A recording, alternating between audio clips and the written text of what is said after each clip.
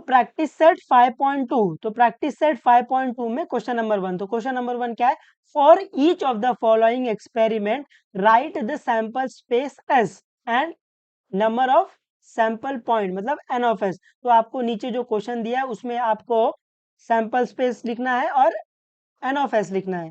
तो पहला वाला क्या है, one coin and the one dice are thrown simultaneously. तो अभी क्या कर रहे हैं अपन, अभी अपन एक कॉइन और एक डाइस को साथ में थ्रो कर रहे हैं, साथ में फेंक रहे हैं, है ना। तो आपको इसका सैंपल स्पेस लिखना है। तो इसका सैंपल स्पेस लिखने के लिए अपन यूज करेंगे पीएमटी अफेयर, है ना, एक आउटकम सबके साथ, दूसरा आउटकम सबके साथ, ऐसा। तो सोल्यूशन में यहाँ पर आपको दिया है, कॉइन दिया है और डाइस दिया है, तो अपन क्या करेंगे, अपन एक बॉक्स में क्या ले लेंगे, एक बॉक्स में अपन कॉइन ले लेंगे, यहाँ पर क्या है कॉइन है, और दूसरे में क्या लेंगे, दूसरे में अपन डाइस ले लेंगे। ये डाइस ऐसे कुछ रहती है, इस बॉक्स में अपन क्या ले लेंगे, इस बॉक्स में अपन डाइस ले लेंगे। तो अपने को पता है जब मैं कॉइन को टॉस करूंगा तो इसका आउटकम क्या आएगा, या तो हेड आएगा या तो टेल आएगा, है ना। और अपने को पता है जब मैं डाइस को थ्रो करूंगा इसका आउटकम क्या आएगा, 1 आएगा, 2 आएगा, 3 आएगा, 4 आएगा, 5 आएगा और 6 आएगा, है ना, इनमें से कोई एक आएगा। तो अभी अगर दो चीजें साथ में हो रही थी तो अपन इसका सैंपल स्पेस कैसे लिखते हैं, एस इज इक्वल टू, कैसे लिखोगे, एक आउटकम है ना, एक आउटकम सबके साथ, तो ये क्या आएगा, H1, H2, H3, H4, H5, H6, है ना, एक आउटकम सबके साथ ऐसा। फिर दूसरा आउटकम सबके साथ, तो ये क्या आएगा, T1, T2, T3, T4, T5, T6, ऐसे। उम्मीद आपको समझा है, आ जाएगा आपको ऐसे बनाने, है ना, एक आउटकम सबके साथ, दूसरा आउटकम सबके साथ, है ना। ऐसे अपन सैंपल स्पेस बनाते हैं जब आपको एक से ज्यादा एक्सपेरिमेंट दिया होता है। तो एन ऑफ एस क्या आ जाएगा, एन ऑफ एस गिन लो, है ना, या तो आप इसको गिन लो या तो आपको मैंने बताया था इसमें कितना आउटकम है, 2 आउटकम है, इसमें कितना आउटकम है, 6 आउटकम है, तो टोटल आउटकम क्या आ जाएगा, टोटल आउटकम आ जाएगा 2 6 12। तो एन ऑफ एस क्या आ गया, एन ऑफ एस 12 आ गया। आप इसको काउंट भी कर सकते हो, 1 2 3 4 5 6 7 8 9 10 11 12, ऐसे। उम्मीद है आपको समझा है ना। वो ऐसे ही क्वेश्चन पूछेंगे आपसे और फिर आप पागल हो जाते हो एकदम, कर लोगे ना आप लोग, मान लेते हैं आप लोग कर लोगे। अभी सेकंड वाला क्वेश्चन क्या है, 2 digit number are formed by using the digit 2 3 5 without repeating a digit. तो अभी आपको 2 डिजिट नंबर बनाना है, तो पहले आपको ये पता होना चाहिए कि 2 डिजिट नंबर दिखता कैसे है ना। पहले 2 3 एग्जांपल ले लेते हैं, फिर आप इस क्वेश्चन में आएंगे। तो अगर मैं बोलूं 2 डिजिट नंबर, अगर मैं पहला बोलूं 2 डिजिट नंबर, तो 2 डिजिट नंबर मतलब 2 डिजिट रहेगा ऐसा, ये 23 आपको दिख रहा है, यूनिट टेंस है ना, 2 डिजिट है। या फिर 54 यूनिट टेंस, है ना, यूनिट टेंस ऐसे, है ना, 2 डिजिट नंबर, 2 डिजिट नंबर ऐसे। 01 क्या ये 2 डिजिट है, नहीं ये 2 डिजिट नहीं है ना, ये तो एक ही डिजिट है, ये 1 हो जाएगा, 01। ये 10 2 डिजिट है, बिल्कुल, है ना, यूनिट प्लेस पे 0 आ सकता है, ये 10 है तो यूनिट 10, तो ये क्या 2 डिजिट नंबर है। उम्मीद आपको समझा है ना। तो 2 डिजिट नंबर के लिए 2 डैश आता है ऐसे, एक डिजिट के लिए दूसरे डिजिट के लिए। उम्मीद आपको समझा तो यहाँ पर आपको 2 डिजिट नंबर बनाना है बाय यूजिंग द डिजिट 2 3 5, है ना, 2 3 और 5 को यूज करके आपको 2 डिजिट नंबर बनाना है विदाउट रिपीटिंग अ डिजिट, मतलब डिजिट को आप रिपीट नहीं कर सकते हो, मतलब ये 2 2 3 3 5 5 है ना, ये वाला नहीं आएगा, है ना। विदाउट रिपीटिंग समझता है, विदाउट रिपीटिंग मतलब ये 2 2 आप नहीं लिख सकते हो, 3 3 आप नहीं लिख सकते हो, 5 5 आप नहीं लिख सकते हो, ऐसे। उम्मीद आपको समझा है। तो आपको 2 डिजिट नंबर बनाना इन डिजिट का यूज करके, ठीक है। तो यहाँ पर आपको 2 3 और 5 है ना, इनका यूज करके आपको 2 डिजिट नंबर बनाना है। तो सैंपल से इसमें क्या आ जाएगा, ये आ जाएगा 2 3 2 5, है ना, पहला क्या आएगा 2 3 2 5, फिर 3 2 3 5, फिर क्या आएगा 3 2 3 5, उसके बाद 5 2 5 3 5 2 5 3, बस इतना ही आएगा, है ना। ये 2 3 2 5, उसके बाद 3 2 3 5, उसके बाद 5 2 5 3, ऐसे। उम्मीद आपको समझा है। अब इसको काउंट कर लो, तो एन ऑफ एस में क्या आ जाएगा, एन ऑफ एस मतलब number of element in S कितना है, 1 2 3 4 5 6, तो एन ऑफ एस में क्या आ जाएगा 6। उम्मीद आपको ये समझा है। अभी क्वेश्चन नंबर टू क्या है, the arrow is rotated and it stop randomly on the disc, find out on which colour it में स्टॉप। आपको बताना है, ऐसा आपने ये बोर्ड देखा रहेगा, ऐसा एरो घुमाने वाला है ना, कहीं तो देखा रहेगा, ऐसे एरो घुमा देते हैं और फिर वो कहीं ना कहीं ये रुक जाता है इस पे, ऐसे। तो वो क्या बोल रहा है कि एरो इस रोटेट है ना, जब मैं इस एरो को रोटेट करूंगा, it stop randomly on the disc, है ना, ये कहीं ना कहीं तो रुक जाएगा। तो फाइंड आउट ऑन, ये ऑन है, ओ एन इधर एन है, ऑन विच कलर इट में स्टॉप। तो आपको फाइंड आउट करना है कि ये कौन से कलर पे रुकेगा, अगर आप इस एरो को घुमाओगे तो ये कहीं ना कहीं स्टॉप होगा, तो आपको बताना है कि ये एरो किस कलर पे स्टॉप होगा। तो पहले आप इसका सैंपल स्पेस लिख लो और एन ऑफ एस लिख लो। तो सैंपल स्पेस में क्या आएगा, सैंपल स्पेस में ये आएगा, है ना, एरो यहाँ स्टॉप हो सकता है, यहाँ स्टॉप हो सकता है, यहाँ स्टॉप हो सकता है, यहाँ स्टॉप हो सकता है, यहाँ स्टॉप हो सकता है, यहाँ स्टॉप हो सकता है, तो इसका आउटकम यही आएगा।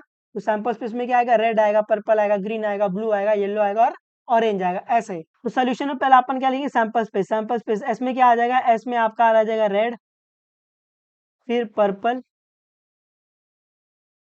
Purple, green, green, blue, yellow, orange, है ना, यही आएगा सैंपल स्पेस में। अभी तो एन ऑफ एस में क्या आ जाएगा, एन ऑफ एस क्या है, number of element in S कितना है, 1 2 3 4 5 6, तो एन ऑफ एस में क्या आ जाएगा 6।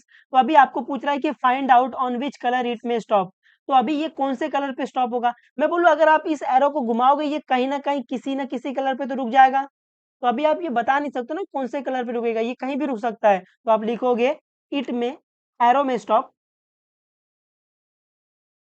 एरो में stop at any colour, any, है ना, एरो में स्टॉप एट एनी कलर, वो किसी भी कलर पे रुक सकता है, जरूर थोड़ा ना वो ब्लू पे रुकेगा, जरूर थोड़ा ना वो ग्रीन पे रुकेगा, जरूर थोड़ा ना वो रेड पे रुकेगा। आप एरो घुमाओगे कहीं तो रुक जाएगा, कोई और एरो घुमाएगा तो कहीं और रुक जाएगा, है ना।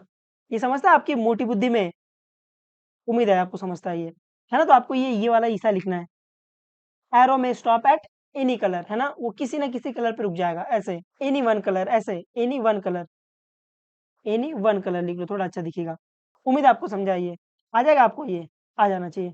अभी question number three, question number three क्या है, in the month of the March 2019, तो मार्च 2019 का आपको ये कैलेंडर दे दिया है, ठीक है। फाइंड द डे, ओहो भाई, फाइंड द डे, आपको क्या फाइंड करना है, डे फाइंड करना है।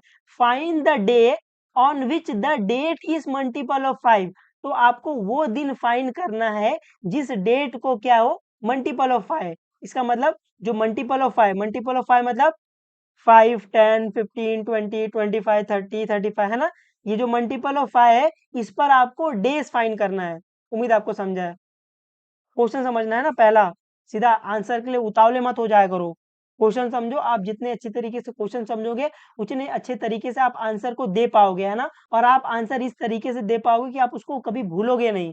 तो ये क्या बोल रहा है, in the month of March 2019, तो आपको मार्च 2019 का कैलेंडर दे दिया है।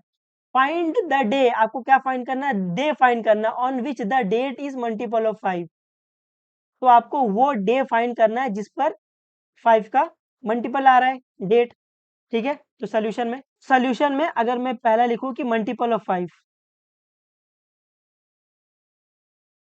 मल्टीपल ऑफ 5, तो मल्टीपल ऑफ 5 क्या आ जाएगा, 5 10 15 20 25, है ना, ऐसे आ जाएगा मल्टीपल ऑफ 5। तो अभी सेकंड में अपन सैंपल स्पेस लिख देंगे, एस, सैंपल स्पेस में क्या आएगा, इस डेट पे जो डे आ रहा है, तो 5 पे क्या आ रहा है, 5 पे आ रहा है ट्यूसडे,